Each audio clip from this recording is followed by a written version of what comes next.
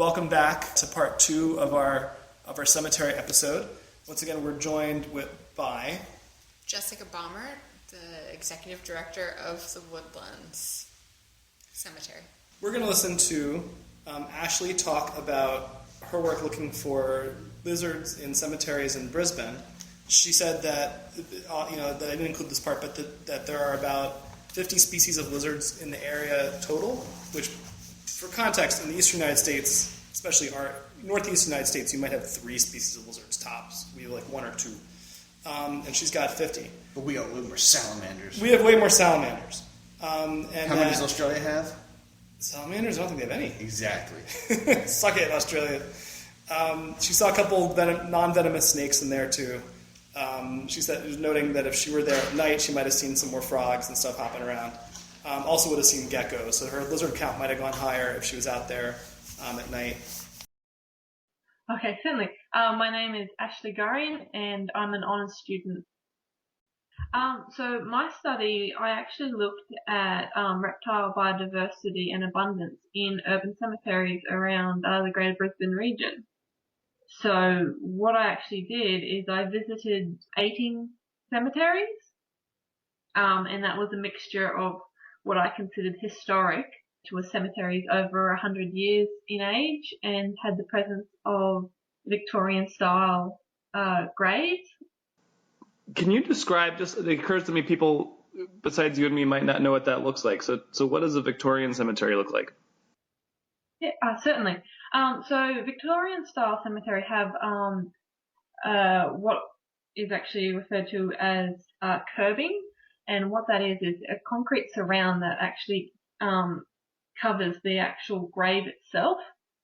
So when most people think of cemeteries, they mostly just think of the modern style graves, which just have the headstone, but these have the headstone and they also have concrete that actually covers the entire grave. So what I actually found is the historic cemeteries have significantly greater abundances of reptiles, this mainly being the small-bodied skinks, but they were just so abundant in the cemeteries, which was just staggering compared to the other sites that I assessed. So we've got a lot of the tombs, which really good places for basking and things like this.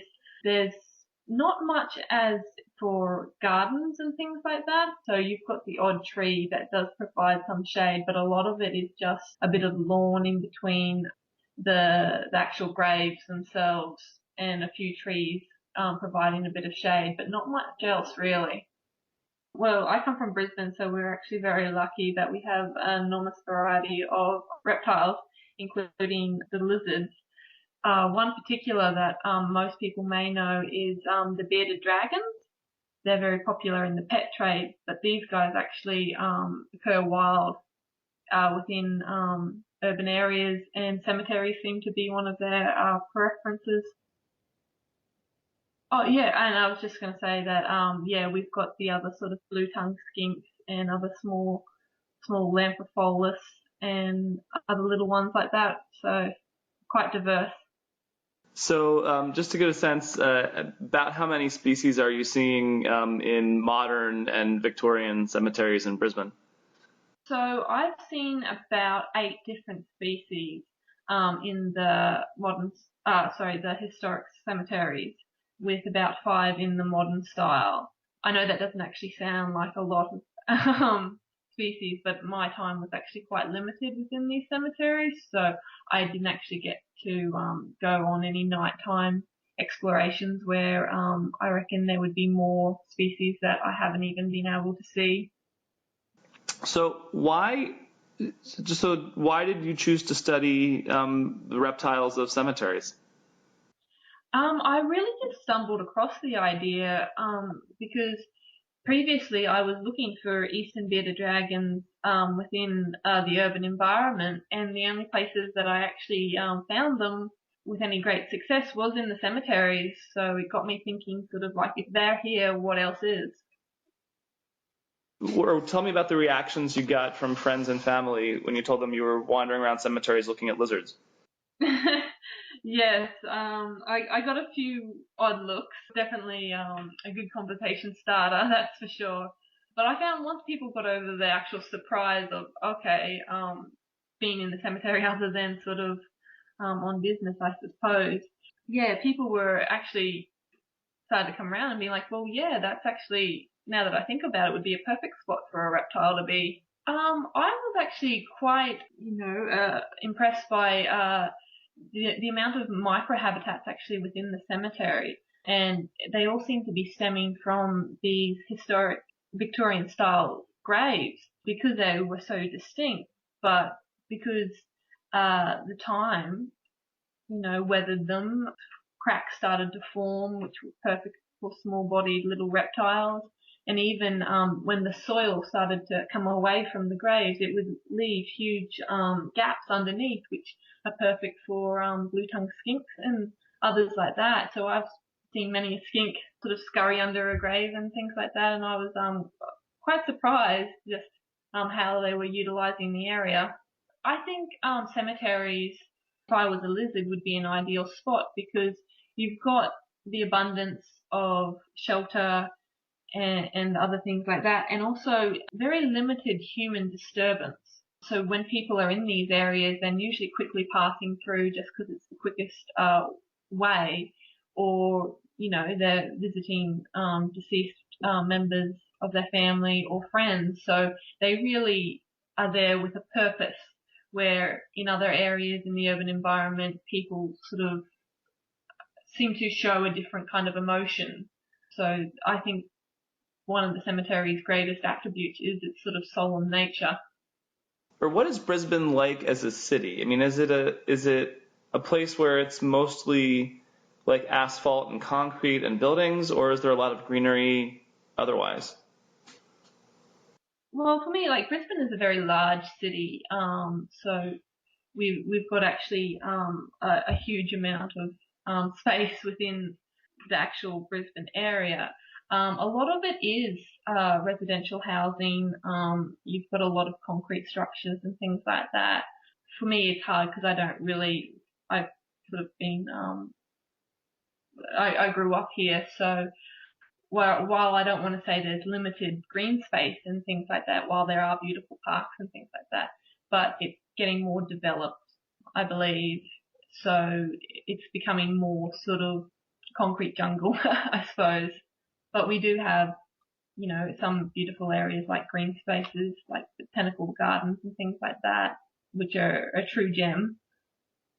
Notable wildlife of cemeteries that you saw while you were there that weren't on sort of that weren't what you were focusing on in your study? Yeah, so what I actually found quite interesting is there was a few times where I actually spotted some owls just roosting in the trees. So I sort of was talking to a few people, and they said that potentially why the owls are actually there is because people lay flowers on the graves and got some local possum species that apparently do eat flowers. So they suggested the link between people leaving flowers, the possums, and then the owls coming in to eat the possums.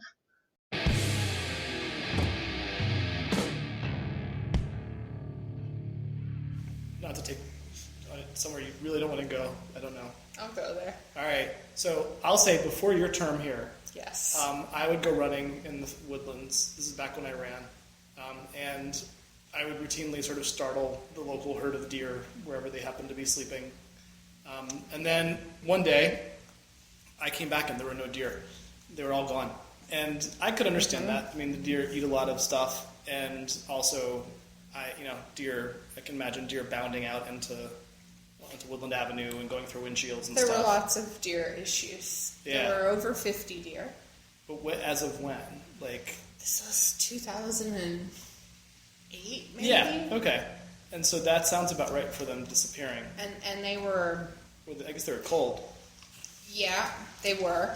And they actually did like a public press release about it because they had a lot of people I meet today, even though I had nothing to do with the deer, when I tell them that I work here, the first thing they say to me is, I used to just love seeing the deer at the woodlands. Yeah, So- I used to love seeing too. I was like, this is not going to end well, guys. But, we're a 54-acre enclosed site. Our front gates, our front fence along Woodland Avenue is a 19th century fence that has spikes on it.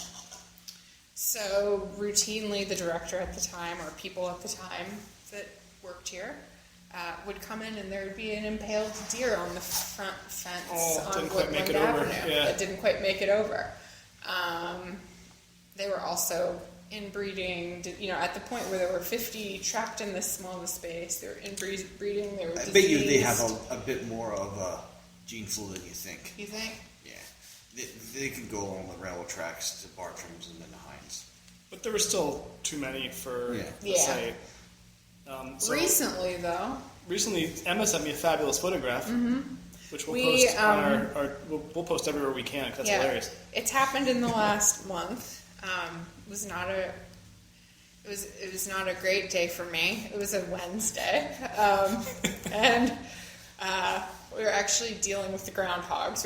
We were putting the tracks out, and we had this visitor come up and say, "I just want to let you know that, down near the railroad tracks by the fence, there's a deer running around, and it looks really upset, and it's running along the fence really quickly. I'm afraid he's going to hurt somebody that's running, or seems really kind of like he's losing his mind." And I was like, oh my gosh. And we had seen a couple deer beyond the fence on the land we leased to University of the Sciences. And when I saw them, I was like, please stay over there.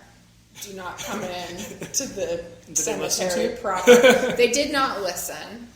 And so this man stopped me, and I said, oh my gosh. And then later that day, a friend of mine that was here for a tour helping me with it said, I really hate to tell you this because I know you don't want to hear it, but a deer ran right in front of my car. So this was all on the same day.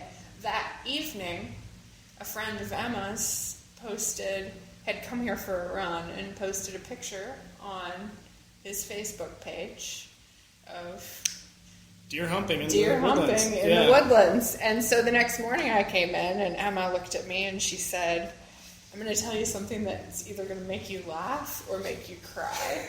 And she's like, I was going to send it to you last night, but I decided not to, because I kind of heard of the saga of the deer back in 2007 and 2008. Yeah. I've always been so happy that I don't have to deal with that problem.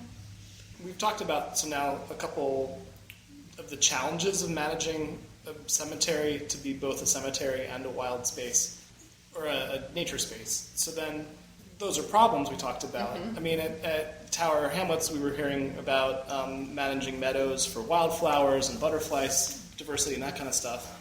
Are there things that you guys have done to attract species, or to, whether that's plants or animals? Well, I mean, we have plans to do more to attract species. We had a meadow, but it was full of invasives, so we're kind of replanting the meadow. Yeah. Because it was not a healthy meadow. So we're currently in the process of replanting the meadow to make it a more kind of suitable landscape for wildlife. We have a really kind of large amount of tree species on the property, both native and non-native.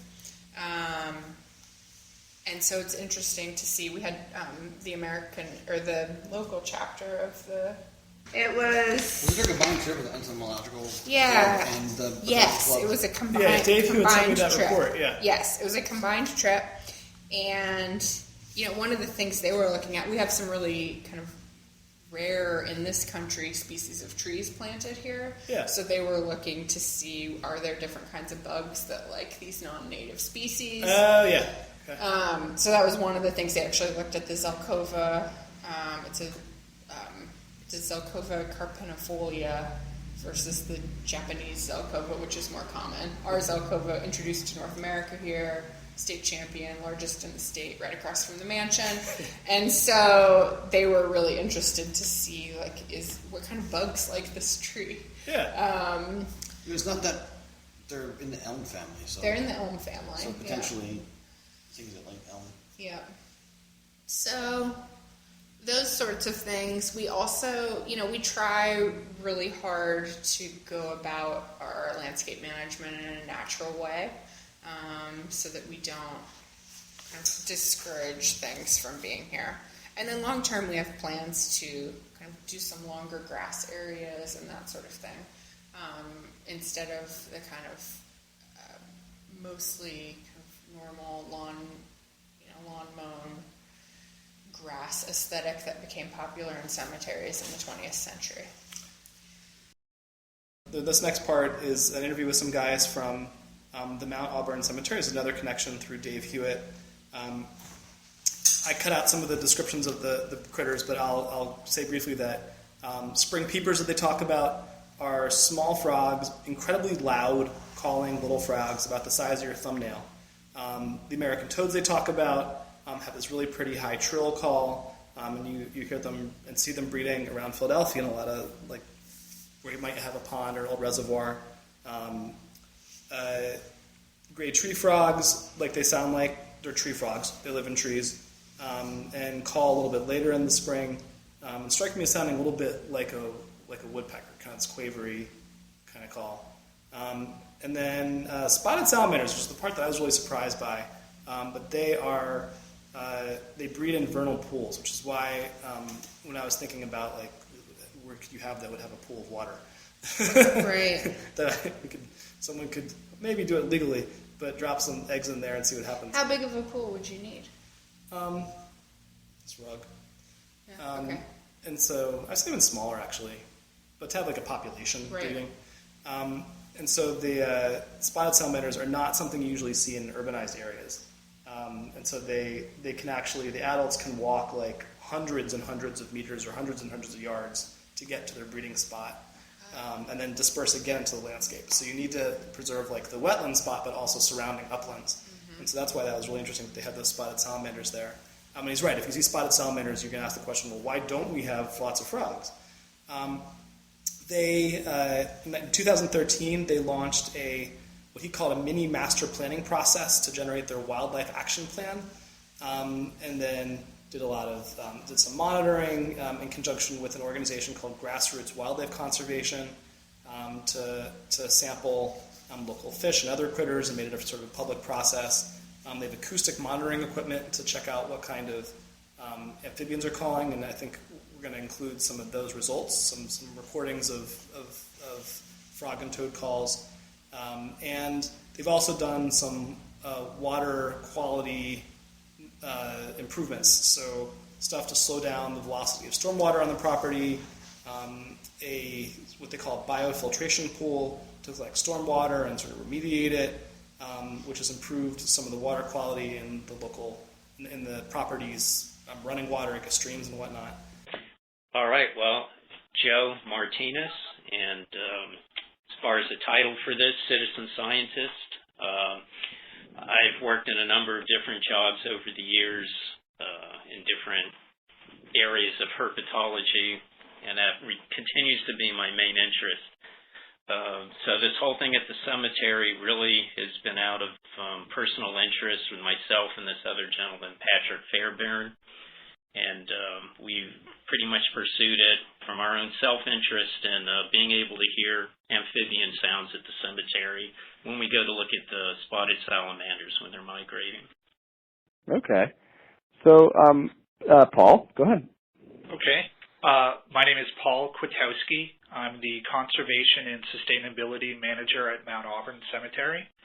And I advocate for the protection of wildlife habitat and for projects to improve biodiversity at Mount Auburn. And I also promote conservation of natural resources and seek more sustainable energy sources for our buildings, such as solar photovoltaic or using credits from wind power for our structures. And also I'll research and hopefully implement alternative fuels for our work fleet and our equipment. Okay. So could you tell me a little bit about the cemetery? Where is it, and what kind of space is it? Okay. Mount Auburn Cemetery is in Cambridge, Massachusetts. It was consecrated in 1831. It's 175 acres. We are an active cemetery, and we have 4 water bodies, 3 vernal pools, 3 ponds and 1 vernal pool at the site, and we also have approximately 5,000 trees from around the world in our Arboretum collection. Did I hear you correctly that you have spotted salamanders? Yes, yeah, that's correct. Is that like a sort of a remnant population, or is it something that you guys introduced? No, that's been here all along. And so it's a remnant population going back probably, I would say, to the 1840s, 1850s, as this whole area was developed. Whatever populations were around, metapopulation shrunk down. And at this point, they all breed at the single vernal pool, which is in the geographical center of the cemetery. As far as I know, and I've searched quite a bit, it's the only spotted salamander population in Cambridge, and the next closest populations that I'm aware of are several miles away from here in other towns. Cambridge is very much an urban city. It is located north of Boston, just across from the Charles River, and so we have the typical urban buildup and sprawl all around us, and so Mount Auburn really is kind of a green oasis within all that urban sprawl. So it's a great location for birders to come and observe the bird migrations in the spring. And it's also a great location for people that want to get closer to nature and wildlife throughout the year. And we do have many visitors, and we have many regulars who come here each and every day to spend time, whether they're here to commemorate a loved one or if they're just here to go for a walk and be amongst the trees and the peacefulness within the city. Yeah, so up until about 5 years ago, you only saw and heard bullfrogs during the course of the summer, and I'm trying to think, the spotted salamanders in the spring, and that was pretty much it. We thought there were green frogs here as well, but we really haven't seen any now that we're looking at it very closely. So it really would seem that bullfrogs are the other amphibian that are typically found in the cemetery. And they could have been here all along because they are pretty hardy, but they also could have been extirpated and then moved in along the Charles River as a wildlife corridor. Okay. We also assumed right up until the last 2 years that redback salamanders were here, just given the size of the cemetery and that there's so much growth here. But in the last 2 years, we've really set up some artificial cover object surveys, and we have not found a single one. So based on that, and we've set them up around the cemetery and what we feel is the appropriate habitat, and there's been nothing. So that was a big surprise. Okay. It is a surprise. So tell me about sort of the amphibian conservation and sort of encouragement, introduction work that you guys have done. So it basically goes back to about 6 or 7 years ago. Myself and other people routinely come out to watch the spotted salamanders migrate at night in the spring.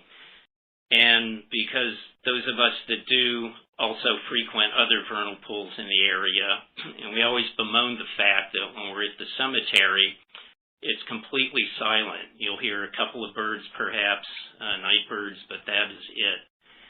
And we contrasted that with any typical quote-unquote vernal pool that you'd find in a more natural area where you typically hear spring peepers, wood frogs, early onset toads calling, stuff like that. And we began to think about would it be possible, given the habitat that's present in the cemetery, of introducing a couple of springtime species so that we would be able to have calling frogs in the cemetery. So that's where it began. And to that end, Patrick and I sent in a proposal to the cemetery to, over a 3-year period for each species, try to reintroduce American toads, spring peepers, and gray tree frogs. So in the middle of that right now. So what do you do when you want to introduce them? Do you just go out in the countryside and grab some eggs and dump them in the ponds, or does it take a little bit more planning? And logistics and legalities, because it's right in town here. So the first thing I had to do we had to do after getting permission from the cemetery administration to do this was get permission from the Watertown Conservation Commission. Even though we refer to Cambridge and we talk about Mount Auburn, the offices, and I guess about 1/10, what percentage would you say is in Cambridge? Yeah, very small. About 1/10 is a good guess. The majority of our grounds is in Watertown. Right. So we had to get permission from the Watertown Conservation Commission to allow us to bring these in. Because it's Massachusetts wildlife, we also had to get a scientific collecting permit from the State Fish and Wildlife Department. And then I also had to get permission from the different sites where I collected the tadpoles from. So it's basically a collection permit from the state, permission from the Watertown Conservation Commission, and permission from the owners of the sites where we collected the tadpoles. So that was the legality part. And then logistically, I wanted to bring in tadpoles because as they metamorphose, in theory, they would imprint on the area that they're coming out of. So as adults, they would go back to that same vernal pool or wetlands that they metamorphosed out of. And to get tadpoles, I had to find several areas near Boston, and I wanted to collect from several different sites just with respect to genetic diversity for this population. So I would have to, at the appropriate time of year, go out and collect tadpoles and then transport them into the cemetery. Okay. And so I guess you got all the clearances, and you've been transporting some tadpoles? Yeah, so at this point, our 3 years of bringing in American toad tadpoles are over. That finished 2 years ago, and I'm in the final year of introducing. This 2016 will be my final season of bringing in gray tree frog tadpoles. And incidentally, with the American tadpoles, I also inadvertently brought in spring peeper tadpoles, and I know that they have been calling for the last 2 years now, pretty vociferously. Neat. So I guess why this isn't something I heard about a lot. About a cemetery sort of intentionally restoring native wildlife. Maybe it happens more than I realize, but can you talk a little bit about Mount Auburn and sort of why this is important? I mean, to have staff, devoted to sort of, let's say, greening the cemetery, and sort of the reintroduction project. How does it fit into Mount Auburn? Okay. Well, Mount Auburn, from its inception, was the first garden cemetery in America. It began the rural cemetery movement, where it wasn't a cemetery that was just spaced out evenly with rows of graves that could be just mowed in straight lines up and down. It was really well thought out to be an arboretum and botanic garden, as well as an active cemetery. So there are many different nooks and crannies for people to feel like they're nowhere near the city and they can have moments of quiet contemplation here. So that's kind of the backdrop of Mount Auburn.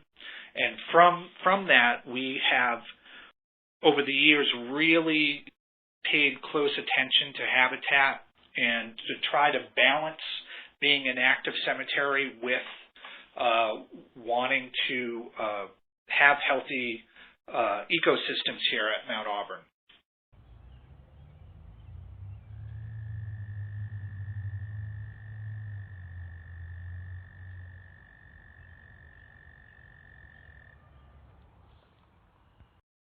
So how'd you get the idea to do bat walks?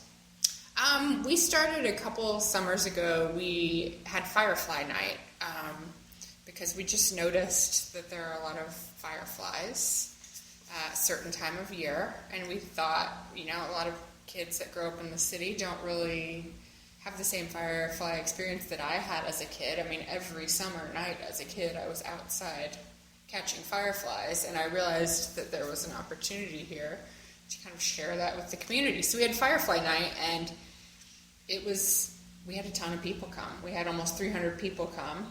It's really low key. The Academy of Natural Sciences came. So because of the success of that, we decided to do a Nature Night series based on things we have here. Bat Night being one of them, also cemetery, bats. It's a natural being in a combination. Cemetery at dark. Who doesn't want to come to that? And then we discovered that this man who discovered a species of bat is buried here, so we have a history connection with it. And so we try to kind of bring some of our kind of history interpretation into all of our programming, so that was great. And then we had a handful of people suggest we have a moth night, which it got rained out one year, so we had to cancel. The other year we had it during Moth Week, which I believe is in late July. Who do you have do it? We've worked with some people at Bartram's. We've basically done a lot of research on our own, and we've moth baited. But the night we did it... How do you moth bait? There's all kinds of recipes out there, but we made a concoction. Oh, like a sugary mixture or something? Beer and sugar, and then you paint it on trees and in certain areas. And then we kind of get a sheet that we put a certain type of light on to try to attract them. One of the problems with our first moth night is that the time of year we did it, by the time moth night was over, it was barely dark.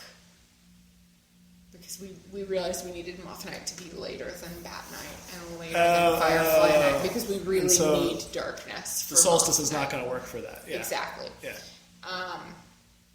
And then the second time it was rained out. But this year, hopefully, we keep trying for moth night to get some good things. First time it was also a really cool, for a summer night, it was a really cool, low humidity summer night, and I don't know if that had an impact, but I think it probably did. So, anyway, we did this Nature Night series. It's free programming, and people really love it. I think they love it for a variety of reasons.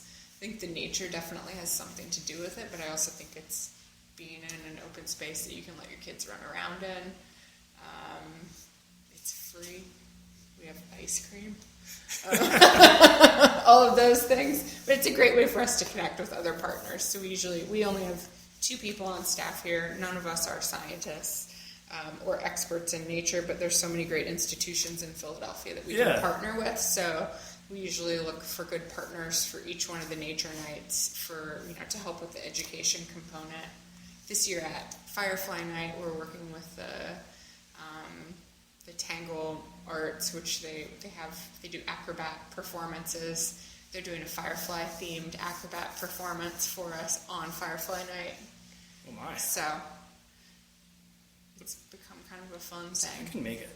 We made it to 2 of them. We made it to Firefly Night and Bat Night last year. Mm-hmm. What'd you think? I thought it was great. I think my daughter goes to bed a little early for so it's stretching her bedtime, especially for the Firefly Night. It's actually with a lot of the Bat Night was a little later in the summer, so it worked out better. Yeah. because it got dark a little earlier, and also it was easier. Somehow, I guess the bats came out or were easy to spot a little in lighter conditions than the fireflies were. So I think just for I think if your kids are later bedtimes, whatever, then you nail it. So well, we have a lot of adults that come too. Oh yeah. It's a great, they come, lay out a picnic. Everybody loves being in a cemetery after Everyone loves an ice cream truck. Everyone loves an ice cream truck, and the adults really love. I mean, the bat walk in particular is July 20th.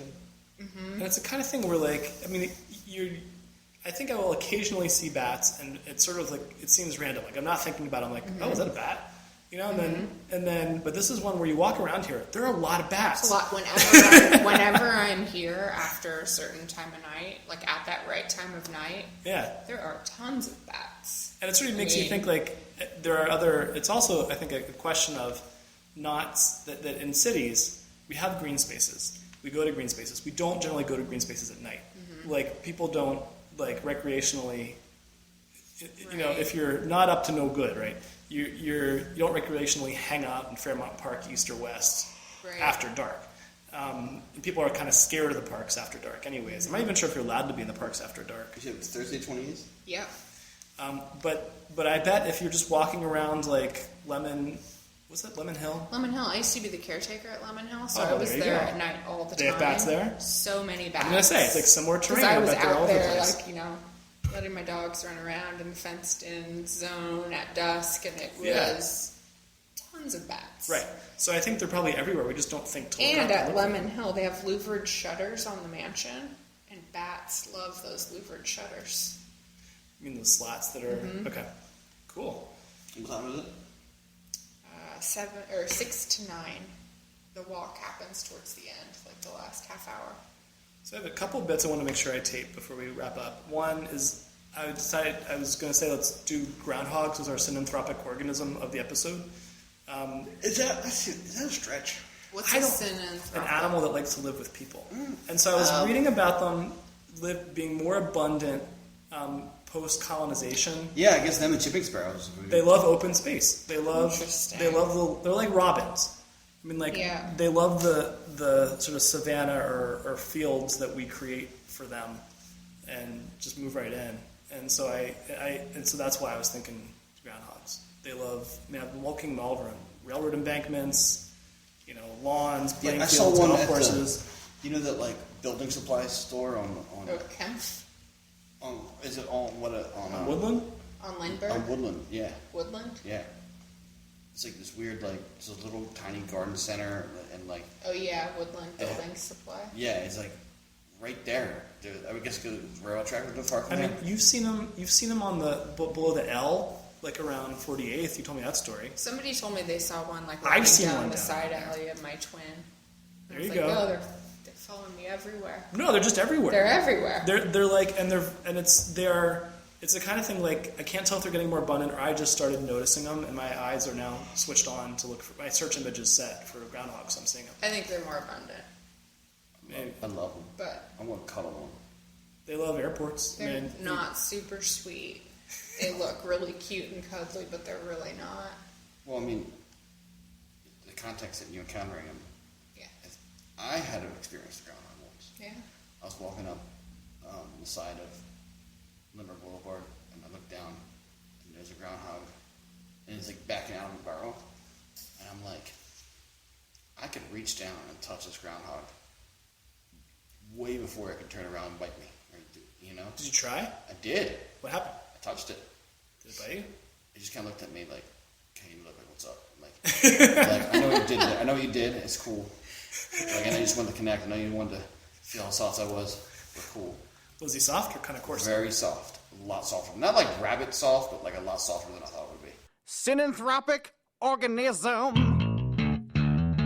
Anything else you feel like we missed that you want to talk about? That especially wildlife stuff. I look at eBird all the time. I am a novice birder. I really want to be a birder, but I'm just not yet. But I have binoculars binoculars in my truck, and I have a bird guide in there. But I look at eBird a lot, and we really, at a site like ours, rely on citizen science a lot to help us figure out what we have. Yeah. Sometimes I don't know if I believe it or not. I mean, somebody sent me an email and said they saw a bald eagle here, and they could have.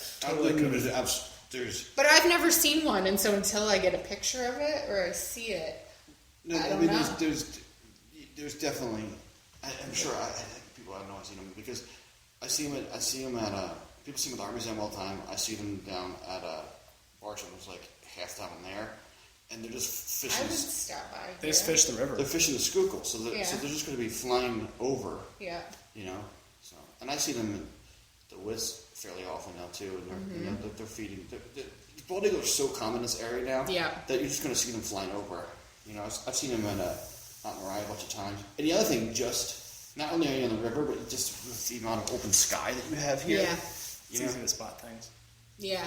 So that's something that we really rely on a lot.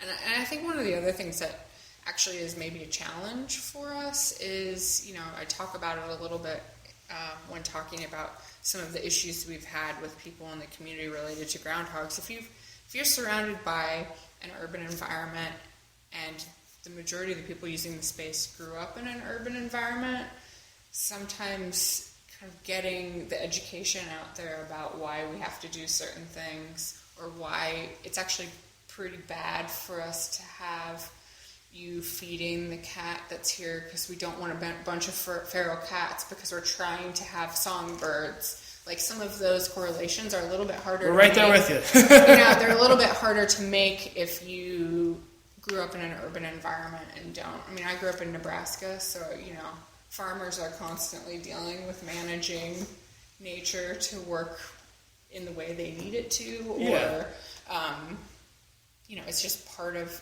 managing a landscape. So how to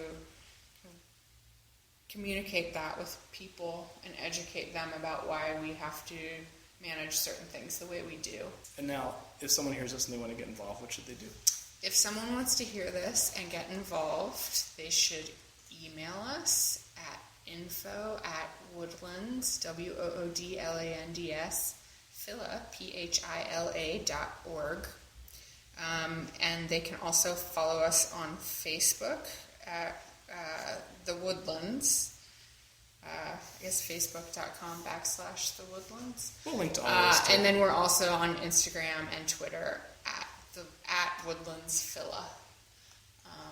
So any of those ways. And the gates to the Woodlands are open daily from dawn to dusk. So you can come visit anytime. And I've seen a lot of, you have 2 people on staff, but you seem to have a lot of volunteers. We have a ton of volunteers, helping from everything. A lot of them helping with landscape related things. So if anyone is interested in helping, we'd love to have If you. you're looking for a place to garden. Looking for a place to garden. We have a lot of different gardening programs. So including our kind of newest and very popular, it's called the Grave Gardeners, and we have a style of graves here called cradle graves that were basically designed to be planters. And so we have over 70 people who have adopted cradle graves, planting them in 19th century styles. And kind of in the process of planting them, learning all about their history, planting them in a way that kind of memorializes the person buried there. It's been a really fun project. So, and is diversifying our plant life as well. So, yeah. You can email us at urbanwildlifecast@gmail.com. You can hit us up on Twitter at urbwildlifecast. You can call us and leave us a message with some wildlife that you're observing and checking out, and so we can put it on the podcast because we want to hear about what you're seeing in the city wherever you are, whatever city you're in, or you're visiting, or you're passing through at 267-603-3219. Again, 267-603-3219, or just record it on your phone, a little voice note, something like that, and even if it's just 20 seconds, you can send it on over to us, and we'll be happy to pop it onto the podcast. Yeah, we literally think that people who study urban wildlife are like, Billy and I would just be like, dude, this person's, look at the research they do. And actually, we see you out there. We get Twitter followers And don't think I don't look at whoever follows us and sees what they do, and I'm like, oh my god, they study urban wildlife in this city, and we're like, this is so cool. Tony sent me screenshots from Twitter, like, look at this one, follow. Look at this one, look at this one. Yeah, because like we think, I mean, this is what we live for. So we're honored that people who do this stuff professionally follow us. So, but we'd love to hear from you. Hey, this is Matthias Fuchs again, the correspondent from Berlin, talking to you about the urban wildlife in Berlin. And today it's the story of the kebab-eating fox, which I encountered. That's a while ago, but I was coming home from a bar. I think it was already pretty late, and I might have been a bit drunk, but not too drunk. So I could still identify a fox and distinguish it from dogs. And also, we don't have many stray dogs in Germany. So this was definitely a fox, and the funny thing about this fox is that it was standing in a quarter of Berlin that I live in, where there's lots of Middle Eastern people living and lots of Middle Eastern food shops. So it's not unlikely you find the debris of kebab on the street every now and then. And that fox was happily standing there and indulging in garlic sauce and shredded meat. And when I passed by on my bike, I think this was also winter and there was ice around. And it does make sense that all these stories are in winter, because that's when the foxes don't have much to eat otherwise. This fox just looked at me as if somebody is being disturbed while having dinner. So he looked at me for maybe a second or so in the sense of, what do you want? And I just drove past, and he got his head down again and continued eating. So this shows you how much they have been habituated to people already in this part of town.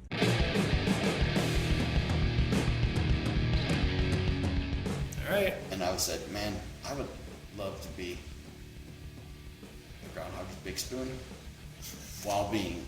Well, this was your raccoon dream. Well, it's kind of the same thing. Either a raccoon or a groundhog. I would like cuddle with one while I am the little spoon of a black bear.